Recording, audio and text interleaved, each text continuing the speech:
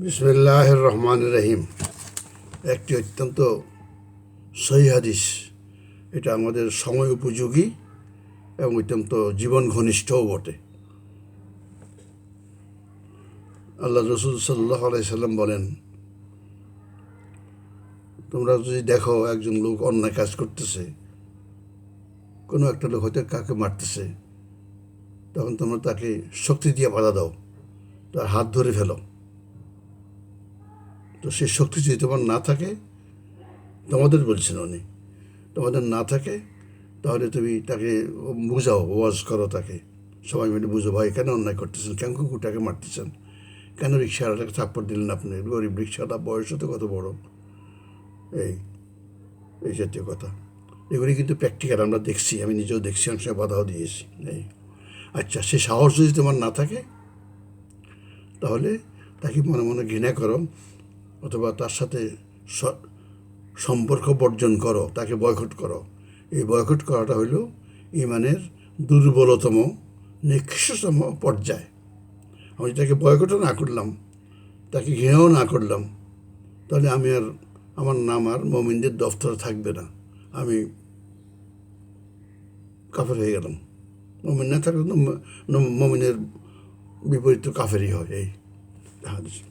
এই ব্যাপারে আল্লাহ সুবহানাহু ওয়া তাআলা কোরআনে এই জাতীয় কথা বহুবার বলছেন। আমি একটাই পড়ে শোনাইতেছি, সেটা আরবি পড়তেছি, সেটা সূরা ইমরানের 104 নম্বর আয়াত। ওয়ালতাকুম মিনকুম উম্মাতুন ইয়াদউনা ইলাল খায়রি ওয়া ইয়ামুরুনা বিল মা'রুফি ওয়া ইয়ানহাউনা আনিল মুনকার উলাইকা হুমুল মুফলিহুন। তোমাদের মধ্যে একটি দল হোক যারা ন্যায়ের প্রতিষ্ঠা করে, অন্যায়কে কঠোর বাধা দেয়, তারাই হইল মুফলেহুন, সফলকাম। এই তোমরা যখন অন্যায়কারীকে দেখবে, শক্তি দিয়ে বাধা দিবে। সে শক্তি না থাকলে তাকে বুঝাবে, তাকে ওয়াজ করবে দলবদ্ধভাবে। তোমরা বলছো সবাই করতে হবে। সেই সাহস যদি তোমাদের না থাকে, তাহলে তাকে ঘৃণা করবে, তার সাথে সম্পর্ক বর্জন করবে। আর এই সম্পর্ক বর্জন করা হলো ইমানের নিম্নতম, দুর্বলতম পর্যায়ে। এটা আমি যদি সংসার তার সাথে সম্পর্ক বর্জন না করি, তাহলে আমার নাম মুমিনদের খাতায় থাকবে না।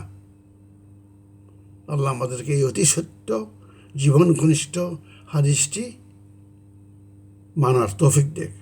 আল্লাহ বলেন, ওয়ালতাকুম মিনকুম উম্মাতুন ইয়াদউনা ইলাল খায়রি ওয়া ইয়ামুরুনা বিল মা'রুফি ওয়া ইয়ানহাউনা আনিল মুনকার উলাইকা হুমুল মুফলিহুন।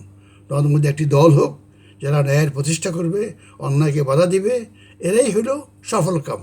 আল্লাহ আমাদেরকে সফলকাম হওয়ার তৌফিক দেখ এবং আল্লাহর কোরআন মতে জীবন পরিচালনা করার সৌভাগ্য দেখ।